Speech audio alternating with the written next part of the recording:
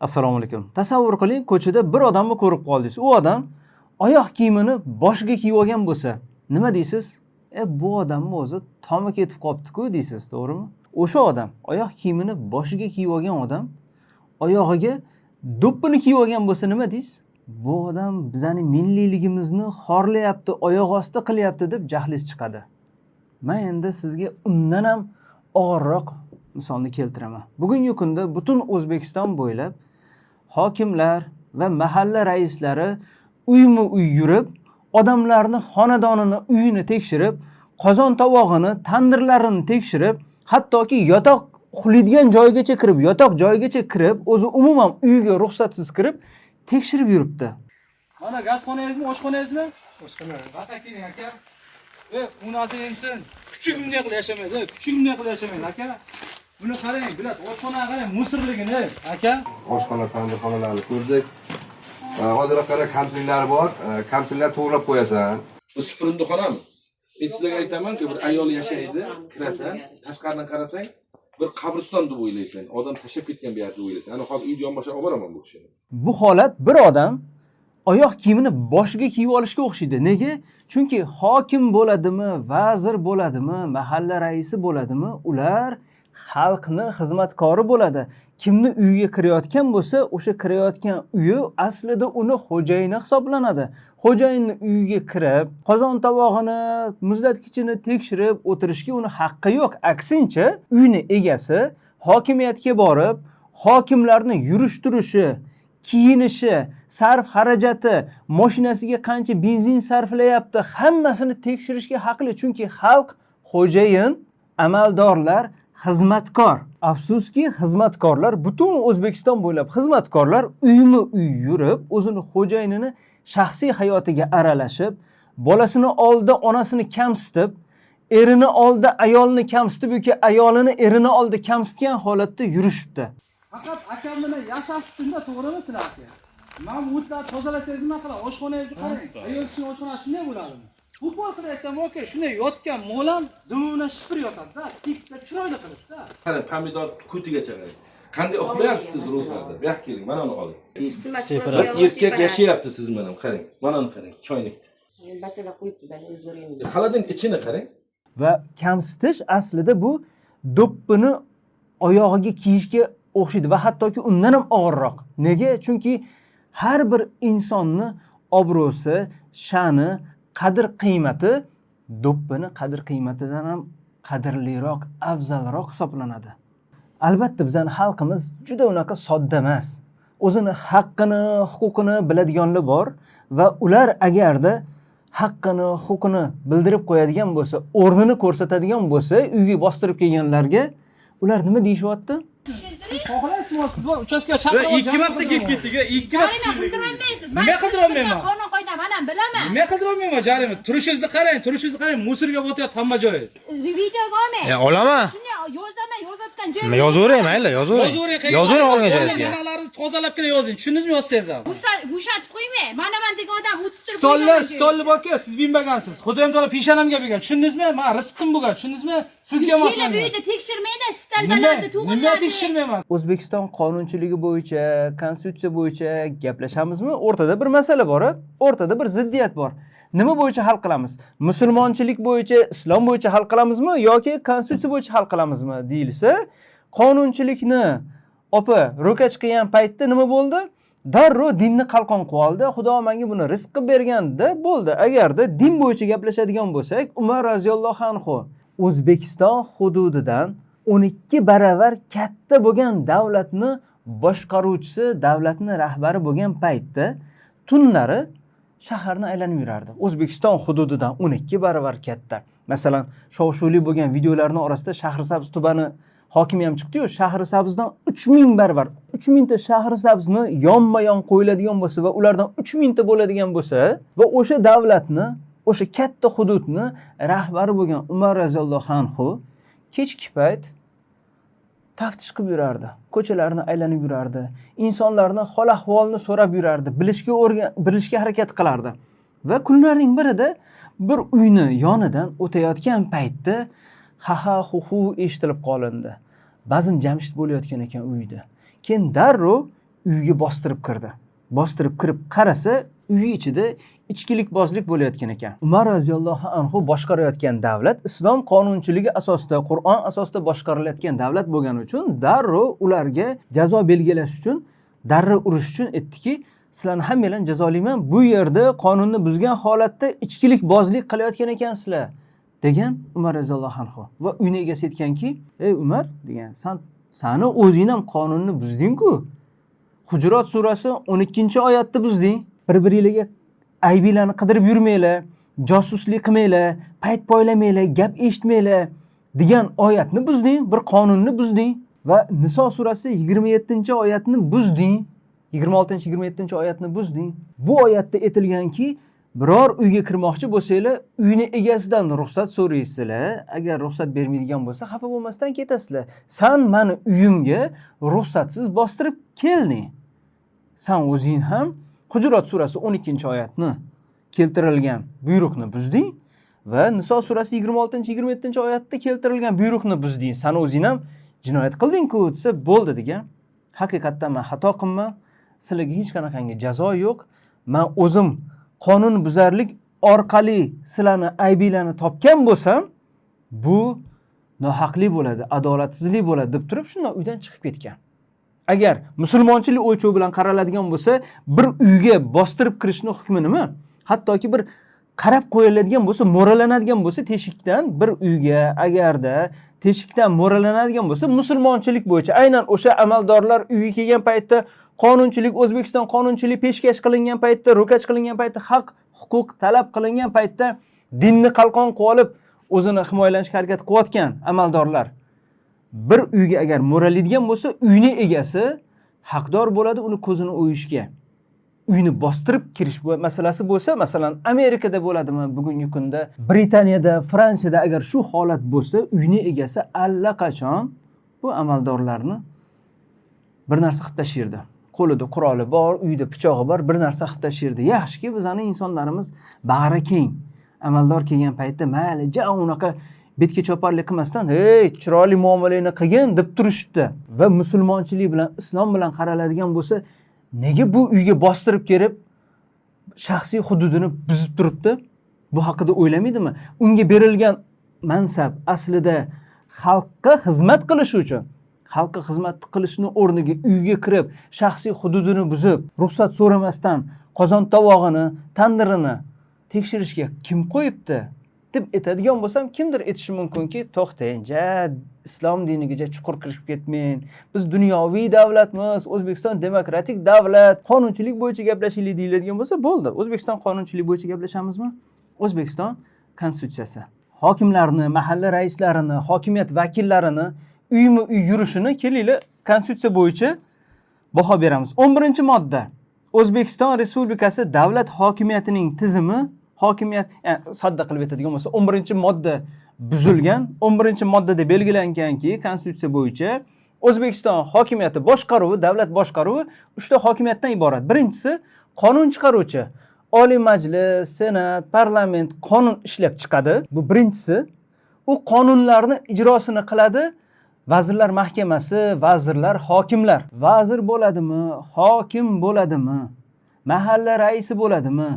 O'zicha sizni uyingizga, hech kimni uyiga o'zicha kirishga haqqi yo'q. Agar uyni egasi ruxsat bermasa, hech kimni DXX raisi bo'ladimi, ichki ishlar vaziri bo'ladimi, mana mahalla raisi yoki tuman hokimi nari tursin, uni opa-dodalarda kattasi bor-ku, yana ham yuqori mansabdorlari bor-ku, DXX raisimi, bosh vazirmi, viloyat hokimimi, hech kimni uyiga uyni egasi ruxsat bermasa, o'zicha kirishga haqqi yo'q. Qachon kirishi mumkin? Sud qarori bo'lsa. 11 O'zbekiston konstitutsiyasining 11-moddasida belgilanganki, 3 hokimiyat bor. Birinchisi qonun chiqaruvchi, ikkinchisi ijro hokimiyati, uchinchisi sud hokimiyati. Sud qarori bo'lishi kerak. Sud qarori bo'lmasdan hokimmi, mahalla raisimi, vazirmi o'z boshimchalik bilan, zo'ravonlik bilan kirayotgan bo'lsa, u uyini ichiga tajovuz qilayotgan bo'ladi. Shaxsiy hayotga aralashayotgan bo'ladi agarda qozon tovoqni qarayotgan bo'lsa, yotoqni qarayotgan bo'lsa. Ichkarida yashashini, keyin tashqarisini ko'rsatasizlar shu uyda. Ichkarida odam uxlayotganini. Abitga endi yotamizda. Abitga o'zi yotmayapmiz. Hayır, o'zlarigacha anaqa Biz gap. uxlamayapmiz abitga. Shu gapni ham oldinda abitga biz uxlaymiz dedi. Yotib uxlagan, yotuvdim hozir malaga anaqa qildim-da. Sud hokimiyati masalan bunaqangi qonunlar qayerdan olingan? Demokratiya, mana O'zbekiston demokratik davlati, demokratiyani markazi Amerika, Britaniya, Fransiya, to'g'rimi? Ulardan olingan. Akmal Saidov ham 3 yil oldin konstitutsiya qaytadan tatbiq qilinayotgan paytda referendum orqali tasdiqlanib, keyin qaytadan yangilangan konstitutsiya amalga oshirishdan oldin Akmal Saidov aytdiki, biz bu konstitutsiya uchun Amerikani, Fransiyani, Britaniyani tajribalarini o'rgandik dedi. Nega? Chunki demokratiyani markazi G'arb hisoblanadi. Fransiya, Britaniya va Amerika hisoblanadi. Kimdir aytiladi-yu, Amerika kabi biz rivojlanishimiz uchun hali 250 yil bor, chunki Amerika 1776-yilda mustaqil bo'lgan. Biz endi 35 yil bo'ldi deydi-yu, bo'lmagan gap. Agar qonunlar ishlamasa, qonunga bo'ysunilmasa, amaldorlar kayfiyatiga qarab sochni oldisa boshni olib keladigan bo'lsa, qonunlarni, konstitutsiyani oyoq ostida qilinadigan bo'lsa, hozir gaplashamiz. 9 ta moddasi buzilishi bor. Konstitutsiyani 9 ta moddasini buzilishi bor. Va bu ishlarni bunaqangi holat bo'layotgan bo'lsa va jazosiz qoladigan bo'lsa, yana mansabida ishlab yuradigan bo'lsa, rivojlanmaymiz. 300 yil o'tmaydimi, 500 yil o'tmaydimi, rivojlanmaymiz. Nega? Chunki oddiy misol 1765-yilda Britaniyada shunaqangi holat bo'lgan. Bir yozuvchi, bir ingliz yozuvchisi hukumatni rosa tanqidchisi bo'lgan va tanqid qilaverganidan keyin Ichki ishlar vaziri topshiriq bergan. Boringlar degan, ichki ishlar xodimlariga, politsiyaga boringlar degan, uyga borib tintuv o'tkazinglar degan. Politsiya xodimlari borgan uyga tintuv o'tkazishgan va natijada butun buyruq bergan ham, tintuvga borganlar ham jazolangan. Nega? Chunki ular sudni qarorisiz uyni ichiga kirishgan. Bu holat salkam 300 yil oldin bo'lyapti. Britaniyada sud aytganki, har bir odamning uyi o'zini qalasi hisoblanadi, o'zini shaxsiy hududi hisoblanadi. Har bir uy kichik bir davlat hisoblanadi va uni uyini ichiga bostirib kirish uchun ichki ishlar vaziri bo'lmaysanmi? Sani haqqing yo'q bostirib kirishga topshiriq berish uchun. Uning uchun sud qarori bo'lishi kerak, sud uni tasdiqlashi kerak degan. Va O'zbekiston aynan o'sha Britaniyaning sistemasini olgan. Aynan Amerikaning sistemasi olingan holatda bugungi kunda boshqarilib turilibdi. 2 ta palatali, 3 ta hokimiyat, sud hokimiyati alohida, lekin amalga kelgan paytda hokimlar yoki mahalla raislari tepadan kelgan buyruqni og'zaki buyruq uchun yoki o'zini kayfiyati uchun kuch kelib qoldi, endi imkon kelib qoldi, endi butun ichimdagi kirlarni to'kiy, maza qilib olay deb turib amalga oshiryapti.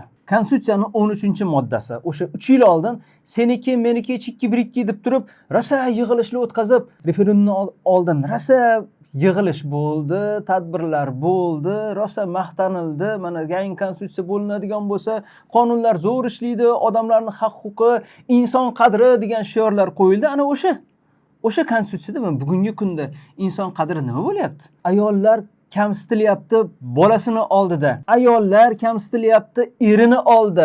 Qani xotin-qizlar bo'yicha bosh vazir o'rinbosari qani? Qani gender tengligi, ayol qadri, ayol huquqlari deydigan Tanzila Norboyeva qani? Yoki muammolarga hal qiluvchi qahramon sifatida taqdim qilinayotgan Saida Mirziyoyeva qani? Ayollar shuncha xorlanyapti. Qani u ayollarga ega chiqadigan feministlar yoki yo'qmi?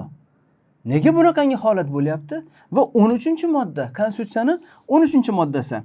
O'zbekiston Respublikasi demokratiya umum insoniy prinsiplarga asoslangan. Amerikada qanaqa insonning qadri bo'lsa, Britaniyada qanaqa insonning qadri bo'lsa va O'zbekistonda ham xuddi shunaqangi degan ma'no bor va ularga ko'ra inson, har bir inson, uning hayoti, erkinligi, sanga nima, sani ishingmi, o'y amaldor, tandirni tekshirish, qozonni tekshirish, muzlatgichni tekshirish, yotoqlarigacha kirib tekshirish sani ishingmi? Sen o'zing ishingni qo'ylatgan, xizmatkorligini bir, o'rningni bil. Ani qo'pol qilib aytganda, tapchikkendan sakrama deyiladi-yu. O'rningni bir, ramkendan chiqmagin. Qonunni buzyapsan, konstitutsiyadan tashqariga chiqyapsan va erkinligi, sha'ni, qadr-qimmati va boshqasi ajralmas huquq. O'zbekiston qonunchiligi bo'yicha shunaqa. Musulmonchilik bo'yicha har bir insonning sha'ni, obro'si, qadr-qimmati harom, muqaddas hisoblanadi va unga qarshi tajovuz qilish harom hisoblanadi. Yana takrorlayman, nima bo'yicha gaplashamiz? Bir ziddiyat bor o'rtada. Nima bo'yicha gaplashamiz? Islom bo'yicha gaplashamizmi? Qonun bo'yicha gaplashamizmi? Bunaqasi ham toptalyapti, bunaqasi ham toptalyapti. Nima qilish kerak? Konstitutsiyaning 15-moddasi O'zbekiston Respublikasi, xullas butun O'zbekiston bo'ylab 15-moddada belgilanganki, unga bo'ysunish kerak, itoat qilish kerak. Prezident ham qonundan ustun emas, vazir ham qonundan ustun emas, bo'ysunishga majbur. Hokim ham qonundan ustun emas, bo'ysunishga majbur. 21-modda har bir insonni, Konstitutsiyaning 21-moddasi, har bir inson o'z shaxsini erkin kamol toptirish huquqiga ega. Hech kimga uning roziligisiz qonunchilikda belgilanmagan majburiyat yuklatilishi mumkin emas. Hokim kelib turib, nega uyini tozalamayapsan deyishga haqqi yo'q. Qonunda belgilanganmi?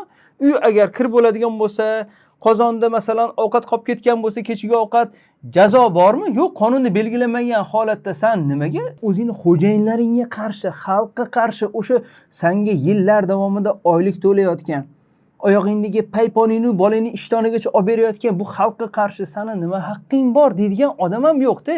Masalan, 3 yil oldin maydonlarda seniki meniki konstitutsiya chikki birikki deb turib targ'ib qilgan san'atkorlar Ozoda Nursaidova ham, Ozodbek Nazarbekov ham yo'q. Qani bu masalaga nisbatan munosabatini bildiryaptimi? Yo'q. Tadbirkorlar Murodbek Nazarovmi, Zafar Hoshimovmi konstitutsiya buzilyapti. 3 yil oldin shu konstitutsiya tasdiqlanadigan bo'lsa zo'r bo'lib ketamiz degan konstitutsiyaning moddalari buzilyapti. Hozir 3 ta moddani aytdim. 4-siga keldim. 21-modda bor. Hali yana 26-modda bor, 30-modda bor, 31-modda bor, 41, 65-moddalar bor. 9 dan ortiq, bitta sanaganim o'zi 9 ta, 9 dan ortiq, yana boshqalarni tortsa ham bo'ladigan darajada 9 dan ortiq konstitutsiyaning moddalari yangi qabul qilingan, 3 yil oldin qabul qilingan yangi konstitutsiyaning moddalari buzilyapti.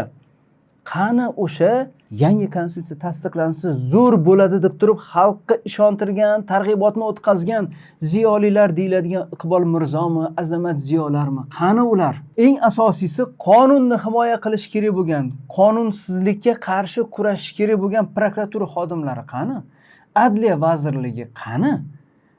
9 ta konstitutsiyaning 9 ta moddasi buzilyapti. Jinoyat kodeksiga 46-moddasi shaxsiy daxlsizlik, odamlarning uyiga kirib, shaxsiy hayotiga aralashib, piching kinoyalar bilan ularni kamsitib, yerga urib, haqorat qilib yurishibdi.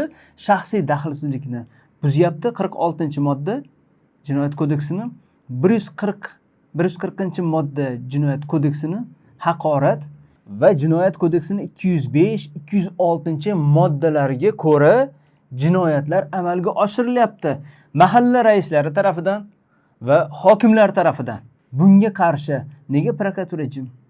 Bunga qarshi nega Adliya vazirligi jim? Ichki ishlar xodimlari nega jim? 206-moddasi mansabini suiiste'mol qilish, o'ziga berilgan vakolatdan tashqariga chiqish kabi holatlar bo'lyapti-ku. Nega jim?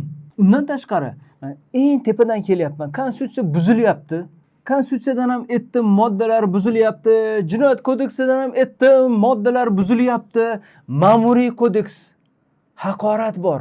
U ham buzilyapti va davlat xizmatchilari xalqni xizmatkorlari.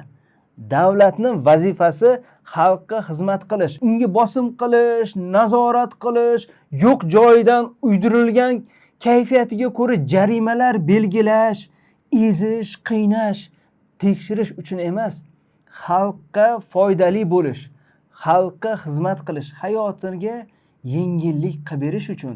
Va shu sababdan ham davlat xizmatchilariga belgilangan kim bo'lishidan qat'iy nazar, DXXning raisi bo'ladimi, hokim bo'ladimi, vazir bo'ladimi, mahalla raisi bo'ladimi, davlat xizmatchisimi bo'ldi.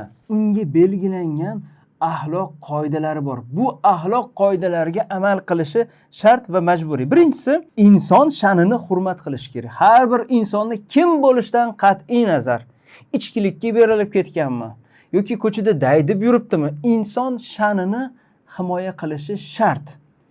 Fuqarolar bilan, ya'ni vatandoshlar bilan xushmuomala bo'lishi shart, majburiy. Asabiymi? Kechasi bilan uxlamaganmi? 7 kun, haftada 7 kun 24 soat ishlayaptimi? Bizga nima? Xalqqa nima? Vatandoshlarga nima? Xushmuomala bo'lishga majbur. Eplolmayaptimi? Yoqmayaptimi? Charchayaptimi? Sursin. Sur. Ishingdan bo'sha. Xushmuomala qila olmasang, xushmuomala bo'la olmasang, inson sha'nini hurmat qila olmasang, sur. Vazifangdan ket. Kim seni majburlab ushlab turibdi? Vakolatidan tashqari harakat qilmaslik belgilangan vazifasi bor, vakolati bor va chegaradan tashqariga chiqmaslik, ramkadan oshib ketmaslik, tapichkasidan sakramaslik, tahdid qilmasligi. Sizni videoga olaman, jarima belgilayman, mahalla kanalida ko'rasiz, hali qarab turing, men ham ustingizdan yozaman kabi tahdid qilmaslik haqqi yo'q. Kamsitmaslik. Sizni uyingizga bu molam yashamaydi, itam o'tirgan joyda sipirib qo'yadi, yo bo'lmasam buyiga kim kelin beradi, siz bilan eringiz yashab yuribdimi, sizlarni faqat shunaqa kabi gaplar kamsitish hisoblanadi va axloq qoidalari buzilyapti. Davlat vatandoshlik, fuqarolik deb yozilgan davlat vatandoshlik xizmati to'g'risidagi qonun bo'yicha xodimlarni hammasi bittasini qoldirmayapti. Bittasini ham loqal shuni bizmi qo'ya qolaylik deyotgani yo'q. Har bittasini punktma-punkt, har birini bo'lim buzyapti. Kamsitmaslik, ma'muriy bosim o'tkazmaslik, jarima belgilayman deb turib, xizmat mavqeidan shaxsiy ta'sir vositasi sifatida foydalanmaslik o'ziga mansab berilgan va o'zini bolalikdagi travmalari bo'lishi mumkin. Bir ezilgan nochorlik tuyg'ulari bo'lishi mumkin. O'zini alamini olib, mazza qilib, kayfiyatini ko'tarib, kayfiyatini o'zini xursand qilish, narsiz bo'lishi mumkin. Va shu orqali o'zini fe'lini mansabi orqali xizmat mavqeidan foydalangan holatda maza qilishi, davlatni kuchini o'zi kuchi deb hisoblashi va hamma bu ishlarni nimaga ko'ra qilyapti?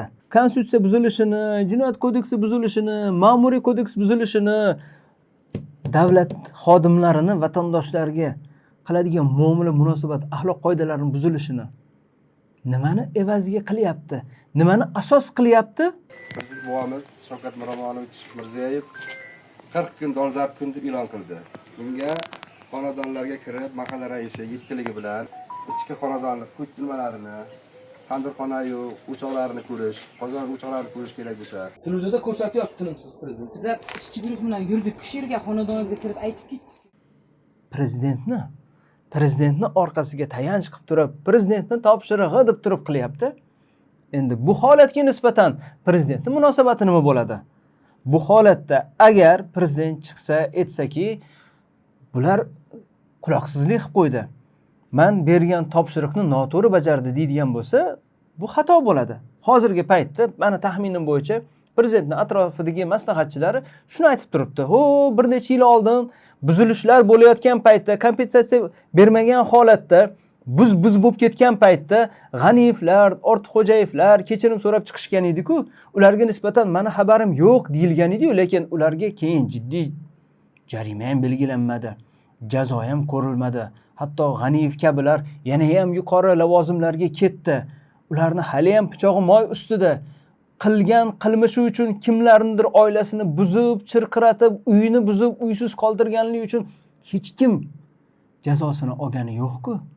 Noinsof hamman kim sizlarga aytdim, men sizlarga qaysinga topshiriq berdim buzgin deb. Birontanga topshiriq bergan yo'qman. Buz uydi, o'qil uydi, bola qil. Necha marta aytdim, noinsof. Men Rishton bo'yicha ham senga shuncha pul berib aytdimki, Rishtonni yangi qilish kerak, rozi qilib qilish kerak deb.